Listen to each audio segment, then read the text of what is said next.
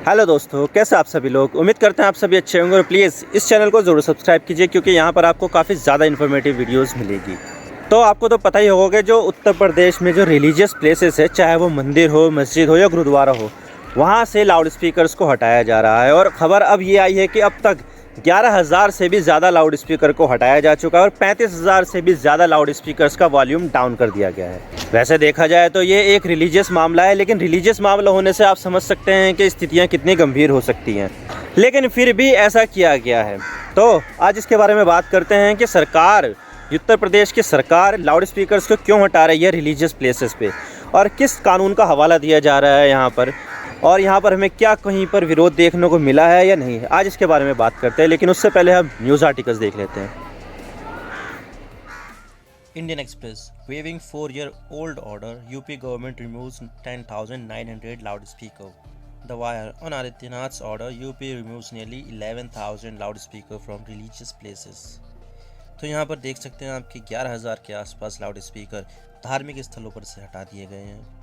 तो यहाँ पर बताया गया है कि पिछले 4 दिनों में पूरे उत्तर प्रदेश से 11,000 से भी ज़्यादा लाउड स्पीकर को हटा दिया गया है और 35,000 से भी ज़्यादा लाउड स्पीकर्स के वॉल्यूम को डाउन कर दिया गया है। तो यहाँ पर यूपी पुलिस के additional director general law and order Prashant Kumar ने बताया है कि 10,923 लाउड स्पीकर को उतार दिया गया है और 35,222 लाउड स्पीकर्स की वॉल्यूम को डाउन कर दिया गया है। और ऐसा नहीं है कि यहाँ पर सिर्फ एक धर्म के धार्मिक स्थलों पर ही एक्शन लिया गया है, बल्कि यहाँ पर चाहे मंदिर हो या मस्जिद हो या गुरुद्वारा हो, इन सब जगह के लाउड स्पीकर को हटाया गया है। मैं आपको दिखा देता हूँ। तो आप देख सकते हैं कि एक तरफ से मंदिर से हटाया जा रहा है लाउड स्पीकर, तो दूसरी तरफ मस्जिद से हटाया जा रहा है। और यहाँ पर भी मंदिर और मस्जिद दोनों जगह से ही लाउड स्पीकर्स को हटाया जा रहा है। तो पिछले हफ्ते यूपी के सीएम योगी जी ने सीनियर ऑफिसर्स के साथ मीटिंग की और ये कहा कि सभी लोगों को अपने अपने धर्म को पूरी तरह से मानने की आज़ादी है, लेकिन इसका मतलब ये नहीं कि वो दूसरों को डिस्टर्ब करे। हालांकि आप माइक का इस्तेमाल कर सकते हैं, लेकिन उसकी आवाज़ रिलीजियस प्लेसेस तक ही रहनी चाहिए, उससे आगे नहीं बढ़नी चाहिए, यानी बाहर नहीं निकलनी चाहिए, जिससे किसी को कोई प्रॉब्लम ना हो।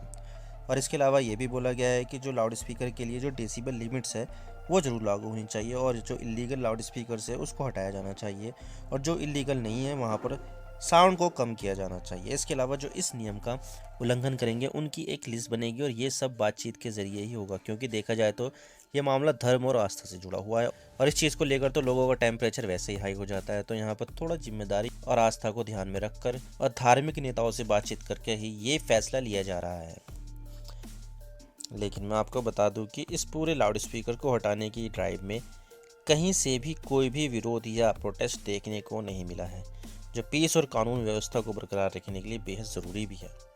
और इतना ही नहीं, धार्मिक नेता जैसे लखनऊ के मुस्लिम धर्मगुरु मौलाना रशीद फिरंगी महली और बलरामपुर के शक्तिपीठ देवी पाटन मंदिर के धर्मगुरु मिथिलेश नाथ योगी ने लोगों से अपील की है कि वो सरकार का साथ दें और लाउड स्पीकर को खुद से हटाएं। और इस बात को खुद एडिशनल डायरेक्टर जनरल प्रशांत कुमार ने भी कहा है कि सबसे अच्छी बात तो इस ड्राइव की ये है कि यहाँ पर सभी लोगों का वॉलंटरी पार्टिसिपेशन मिल रहा है और इसमें चाहे मंदिर हो या मस्जिद हो गुरुद्वारा हो, सभी लोग यहाँ पर बढ़ चढ़ कर हिस्सा ले रहे हैं, क्योंकि यहाँ पर हम ये बता रहे हैं कि इसका ख़राब असर पड़ता है, कोर्ट का ऑर्डर भी है और नॉइज़ लेवल भी बढ़ता है। और अब देख लेते हैं कि कहाँ कहाँ पर लाउड स्पीकर को ज़्यादा हटाया गया है। तो सबसे ज़्यादा लखनऊ जोन में हटाए गए हैं 2,395 लाउड स्पीकर्स। उसके बाद गोरखपुर का नंबर आता है, गोरखपुर जोन 1788, फिर वाराणसी जोन 1366, फिर मेरठ जोन 1204 और फिर उसके बाद प्रयागराज। और इसके लिए जो पुलिस है उसने 37,300 रिलीजियस हेड्स यानी कि धार्मिक नेताओं, धर्मगुरुओं, मौलानाओं, इन सब से बातचीत की है ताकि उनका कोऑपरेशन भी मिल सके। लेकिन यहाँ पर जो कोर्ट ऑर्डर की बात की जा रही है वो है 2002 में कोर्ट ने एक नियम बनाया था जो लाउड स्पीकर की आवाज़ को लिमिट करता था, लेकिन वो कभी अमल में ही नहीं लाया जा सका। तो यहाँ पर इलाहाबाद हाई कोर्ट ने 2018 में इसको अमल करने का हुक्म दिया था, जिसके बाद सरकार ने यहाँ पर कुछ नोटिस भी इशू किए, लेकिन फिर भी इसको में कोई एक्शन नहीं लिया गया, क्योंकि तब सरकार को लगा था कि यह मामला आस्था और धर्म से जुड़ा है, जिससे शायद कानून व्यवस्था थोड़ी बिगड़ सकती है। इसी चीज़ को देखकर ही 2018 के ऑर्डर का हवाला दिया जा रहा है। लेकिन सवाल यह आता है कि 2018 के ऑर्डर में क्या बात कही जा रही थी। तो मैं आपको बता दूं कि उस लॉ में परमिसिबल नॉइज़ लेवल को डिफाइन किया गया था और ये बताया गया था कि किस एरिया के लिए कितनी डेसिबल की नॉइज़ काफ़ी है। मैं आपको बता दूं कि अलग अलग जोन्स के लिए डे टाइम और नाइट टाइम के लिए अलग अलग डेसिबल की वॉल्यूम तय की गई है। जैसे कि कमर्शियल एरिया है कहीं पर, जैसे कि दुकानें हैं, बाज़ार है, कहीं पर पैट लग रही है, तो वहाँ पर दिन के लिए तो 65 dB और रात के लिए 55 dB। और रेजिडेंशियल एरिया है, जैसे मोहल्ला है, कोई गांव है, वहाँ दिन के लिए 55 dB और रात के लिए 45 dB। लेकिन बहुत सारे ऐसे भी एरिया बनाए गए हैं जिनको साइलेंट जोन कहा जाता है, जैसे कि स्कूल, कॉलेज, हॉस्पिटल और कोर्ट। तो वहाँ पर ये उसके 100 मीटर्स के जो रेडियस है वहाँ पर 50 dB से ज़्यादा नहीं होना चाहिए दिन में, और रात में 40 dB से ज़्यादा नहीं होना चाहिए। और 10 बजे से लेकर रात के सुबह 6 बजे तक के लिए किसी भी तरीके का कोई भी नॉइज़ बैन कर दिया गया था उस ऑर्डर में। लेकिन हम देख लेते हैं कि किस तरह की जो नॉइज़ होती है, डेसिबल लिमिट्स, वो कितनी हार्मफुल होती है और क्या क्या मतलब किस तरह से जो है उसको आइडेंटिफाई कर सकते हैं कि ये इतनी लेवल की डेसिबल नॉइज़ निकाल रहा है। तो देखिए, जब भी हम कभी पार्क में जाते हैं, टहलते हैं वहाँ पर पार्क में पेड़ों के आसपास, तो पत्ते गिरने की आवाज़ या फिर जो चिड़ियों की चहचहाने की आवाज़ वो 30 dB तक की होती है, 30 डेसिबल्स की। उसके बाद जो एवरेज होम नॉइज़ होती है वो 40 डेसिबल की होती है। और जब हम किसी से बात करते हैं, जब कन्वर्जेशन करते हैं, तो 60 डेसिबल्स की होती है। और जब हम किसी ऑफिस में होते हैं या किसी कार में जा रहे होते हैं तो 70 डेसिबल की वॉइस निकलती है। उसके अलावा रेडियो की आवाज़ और वैक्यूम क्लीनर की आवाज़ वो 75 dB में आता है। लेकिन इसके ऊपर जो भी वॉइस होगी वो हमारे लिए हार्मफुल है। Sound above 85 dB are harmful. तो इसमें क्या क्या कैटेगरी आती है? Power lawn mower, heavy traffic, जहाँ पर ट्रैफिक ज़्यादा चलता है उसकी आवाज़ भी हमारे लिए हार्मफुल है।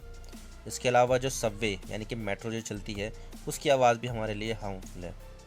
शाउटेड कन्वर्सेशन यानी कि ज़ोर ज़ोर से कोई बात करता है वो भी हमारे लिए ख़तरनाक है। इसके अलावा बूम बॉक्स मोटरसाइकिल यानी कि बूम बॉक्स जो म्यूज़िक सिस्टम होता है उसकी आवाज़ भी बहुत ख़तरनाक होती है हमारे लिए। स्कूल में डांस कंपटीशन चल रहा है वो भी।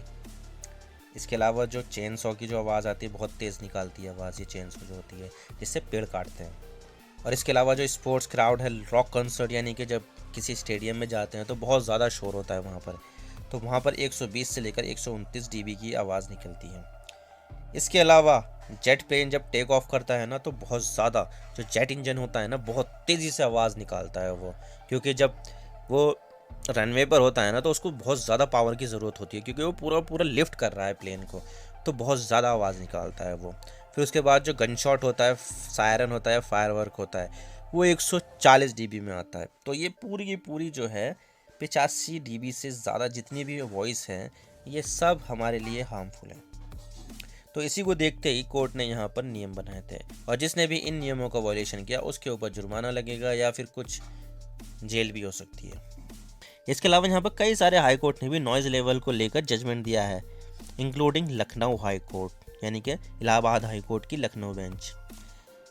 और इतना ही नहीं, 19 अप्रैल को ही बॉम्बे हाई कोर्ट ने कहा था कि वो इलीगल लाउड स्पीकर जो धार्मिक स्थलों पर लगे हुए हैं उसको लेकर 14 जून को सुनवाई करेगा। और इसकी याचिका कब डाली गई थी? 2018 में डाली गई थी। तो 2018 में डाली गई याचिका को अब सुना जाएगा मुंबई में, क्योंकि वहाँ पर कुछ कांड हो गया था और वहाँ पर लाउड स्पीकर का मुद्दा बहुत ज़्यादा उठ गया था, क्योंकि जो राज ठाकरे है ना वो महाराष्ट्र नवनिर्माण सेना नाम की पॉलिटिकल पार्टी चलाते हैं। उन्होंने यहाँ पर धमकी दी थी कि हम मस्जिदों के सामने जाएंगे और लाउड स्पीकर पे हनुमान चालीसा को चलाएंगे। तो यहाँ पर इस धमकियों की वजह से ही लॉ और ऑर्डर की स्थिति थोड़ी बिगड़ सकती थी। तो शायद हाई कोर्ट ने यहाँ पर 2018 में डाली गई याचिका को अब सुनवाई के लिए तैयार हो गया है। तो आप क्या सोचते हैं लाउड स्पीकर्स के बारे में? आप हमें कमेंट सेक्शन में ज़रूर बताइएगा।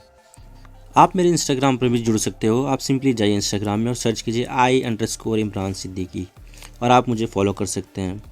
इसके अलावा आप मुझे ट्विटर पर भी फॉलो कर सकते हैं, यहाँ पर भी सेम ही यूज़र नेम है I_Imran सिद्दीकी। तो दीजिए मुझे इजाज़त, मैं मिलता हूँ आपसे नेक्स्ट वीडियो में। अगर आपको वीडियो थोड़ी सी भी पसंद आए तो चैनल को ज़रूर सब्सक्राइब कीजिए। Thank you for watching. I really appreciate your precious time. God bless you all. Now signing off.